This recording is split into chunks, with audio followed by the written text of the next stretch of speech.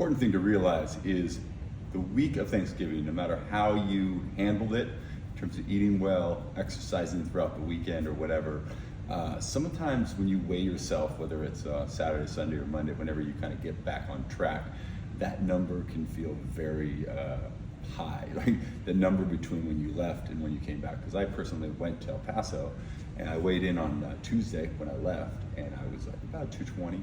And then when I came back, I weighed in on Saturday and I was 226. Now, I know this because I know how my body works. I didn't gain 6 pounds of body fat. And I did pretty well in terms of how I ate and working out, each day that I was there. But just eating, the extra food and travel and all that kind of stuff, I knew that a lot of it was just bloat, maybe a little bit of water retention and excess food in my intestines that I hadn't yet gotten rid of, if you know what I mean. And so I just curiously kind of went back to my routine, getting good sleep, going to the gym, eating well, going back to my normal program. And the following day, so on Sunday morning, I weighed in at 222.5, so I was already down 3 pounds. And then this morning, I weighed in at 220. So 226 to 220 in 2 days. I didn't lose probably any body fat because I didn't gain any body fat.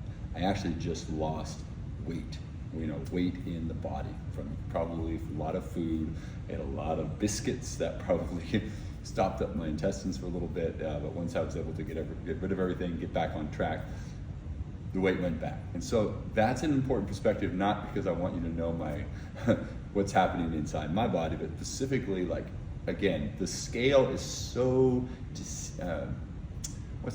devious, right? It can tell you one thing that can seem like a bad thing when you don't understand necessarily the whole picture. You don't understand exactly what that means or what that's referring to. We oftentimes see that number go up. We think, oh, I have more body fat. I gained weight, I gained body fat. That's bad. When a lot of times that can actually be water in the muscles, water. If you're working out hard and you're taking creatine, you might be, your muscles might be getting a little bit bigger. You might be getting a little stronger, and you're also holding more weight, or you haven't had a bowel movement in a while. All those things can factor in. So you just have to be patient.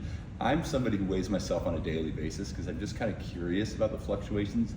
I don't recommend that for people that don't necessarily like the number they see, because I think that can emotionally kind of trigger negative feelings. But I think, weighing in at least 3 times a week, maybe even 4 times a week, is a good indicator of just where you are. And just don't take it as oh, that means I'm good, I'm bad, I'm doing well. Just let it be an indicator of the progress you're making. Over the course of a couple weeks, those numbers should be kind of, whether they go up for a little bit and go down and up and down and up and down, they should be tracking downwards if you're in a weight loss cycle. And obviously if you're trying to build muscle, maybe it's staying the same or going up a little bit, but you're noticing that your clothes are fitting differently. That's a great indicator of muscle gain. Whereas the weight stays the same, but you can tell you're losing it in the right areas.